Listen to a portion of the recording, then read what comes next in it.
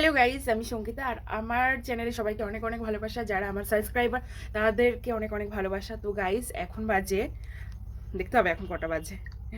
এখন বাজে 11টা 1 বাজে এখন।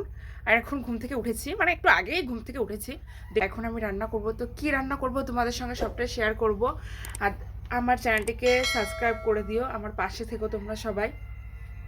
যারা যারা আমার সাবস্ক্রাইবার তাদেরকে অনেক অনেক ভালোবাসা আমার তরফ থেকে, যে মানে আমাকে এত ভালোবাসা দেওয়ার জন্য। তো এখন ডিম সিদ্ধ করছি, ডিম সিদ্ধ হচ্ছে। ডিম দিয়ে আলু দিয়ে ফুলকপি দিয়ে তরকারি হবে। গাইস, একটা কথা কি, যে ইউপিতে সেরকম একটা মাছ পাওয়া যায় না যেখানটায় আমরা থাকি। আর এখানে এত বড় বড় মানে মাছ বিক্রি হয়। না হলে রুই মাছের দাম হচ্ছে 300 টাকা কিলো, যেখানে আমাদের কলকাতায় রুই মাছের দাম 200 টাকা করে কিলো, কি 180 টাকা। আর এখানে হচ্ছে তোমার 300 টাকা করে। কাতলা মাছও ওরকম দাম। তো যাই হোক, সবসময় ঠিকঠাক মাছ পাওয়া যায় না। তো মাছ পাওয়া যায়, কিন্তু সবসময় ঠিকঠাক মাছ পাওয়া যায় না। ওই কি বলে পাঙাশ মাছ টাছ এইসব পাওয়া যায়, আর সেগুলো আমার খেতে ততটা ভালোও লাগে না, যার জন্য বেশিরভাগ ডিমটাই খাওয়া হয়। তো চলো, আমি ডিম দিয়ে ফুলকপি দিয়ে আলু দিয়ে তরকারি রান্না করছি। ওই জন্য তো আজ বেশি দিতে হয় বাংলা। নাড়াতে হয় সাথে সাথে, নাড়াতে খাও, নাড়াতে খাও, নাড়াতে ওই না করে নাড়াতে খাও।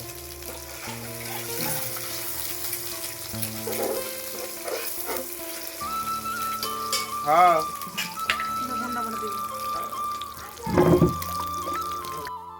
ডিমটা ভাজা হয়ে গেছে,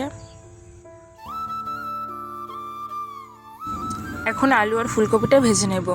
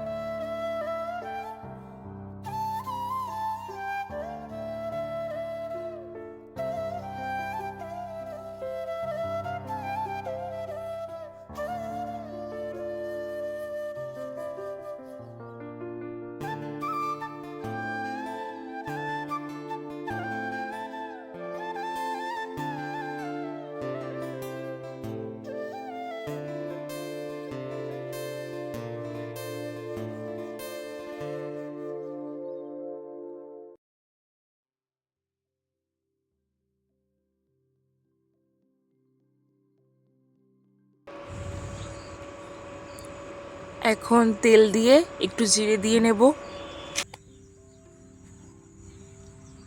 জিরেটা একটু ভাজা ভাজা হয়ে গেলে মশলাটা দিয়ে দেব। আর এর সঙ্গে আমি অ্যাড করেছিলাম টমেটো, পেঁয়াজ, জিরের গুঁড়ো, লাল লঙ্কার গুঁড়ো ইউজ করেছিলাম, কারণ অতটা আমার বাটাবাটির মতন আমার সময়ও হয় না। তার জন্য সবটা আমি আগের থেকে একটা বাটিতে আমি মিক্স করে নিই।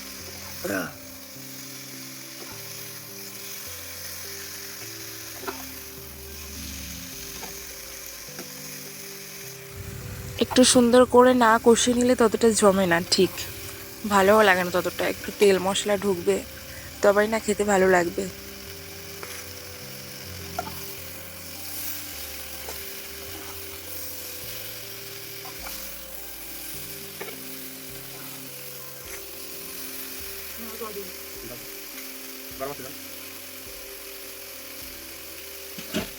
আমি এখানে জলটা ইউজ করেছিলাম 2 মাটি মতো।